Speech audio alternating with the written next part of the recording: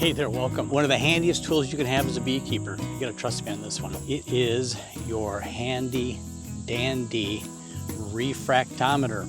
They're really cheap. If you don't have one, you've got to buy one. But here's the thing, you gotta really know how and when to use it. It took me some years. I just dropped my little screwdriver.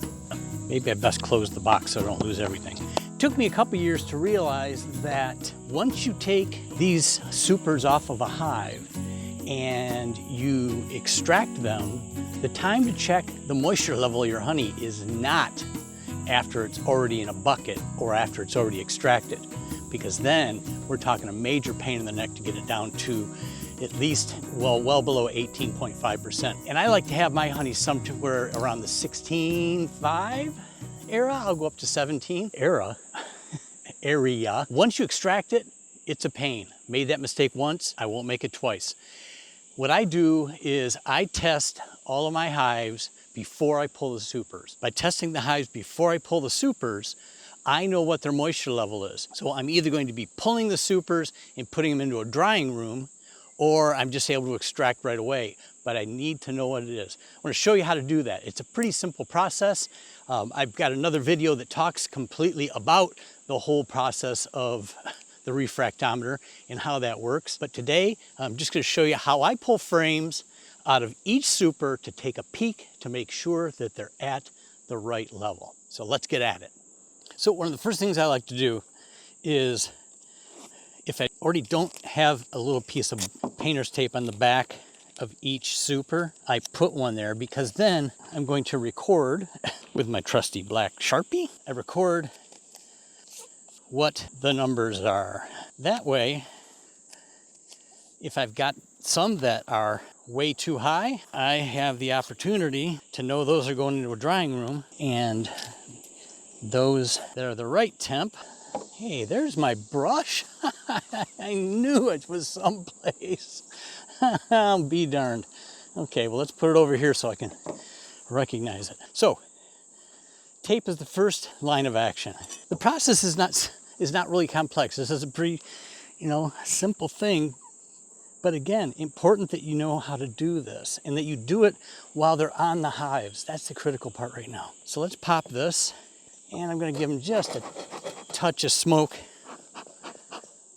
because this time of year they start getting feisty about the fact that I'm taking their food from them. What am I not seeing? I'm not seeing any hive beetles, and that's, well, there's one over there. Well, there's two. Well, famous last words. And lots of bees, so I can't really get the hive beetles. Let me get to you.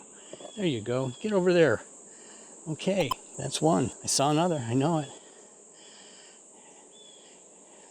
There's the other. Give me some space here. Oh, don't you dare go underneath there. There you go. There's number two. Okay, well, we aren't here to kill hive beetles. We are here to test honey.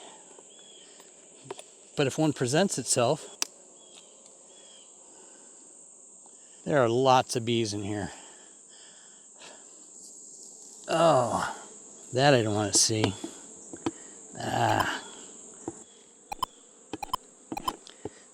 It's that time of year. I got to get my beetle defenses out here pretty darn quick.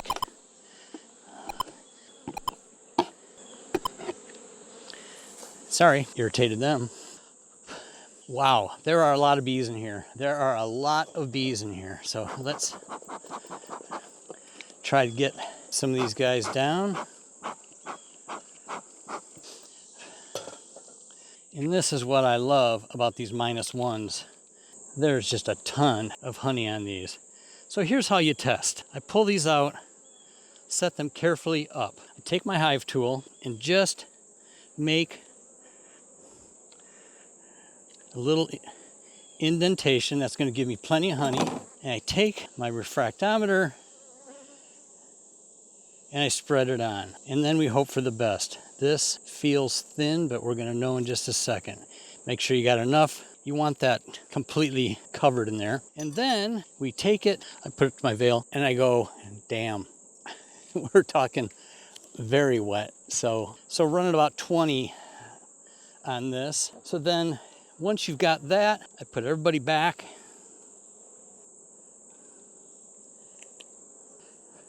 I get my inner cover, These guys have all raced back in. Kill a couple more hive beetles.